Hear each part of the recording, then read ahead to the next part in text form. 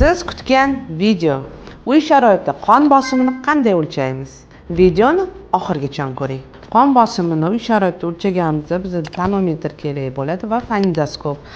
Biz bemorimizni o'ng qo'lini va chap qo'lini tekshiramiz. Ba'zida o'ntaga farq qilishi mumkin.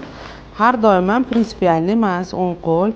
Buni ichidan bosim dami chiqarilib, qo'lini olib, ularning kiyimlari yo'q ekan, ustidan ko'raveramiz.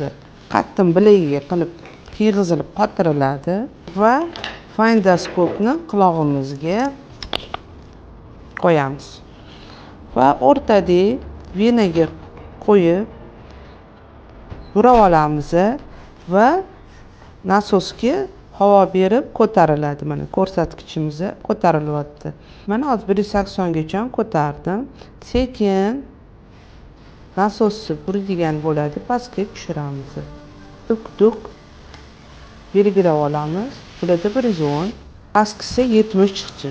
Eslatma, aziz obunachilarim, birinchi dukkilaganni belgilab olasiz, 100 tagami, 10 tagami belgilab va eng oxirgi sekin kamayib 70, 80, 90 deb tugashi mumkin. Normada 120 dan 80 gacha norma hisoblanadi. Agar undan oshsa, sizda qon bosimingiz ko'tarilgan bo'ladi, darhol shifokorga murojaat qilasiz. Agar 90 dan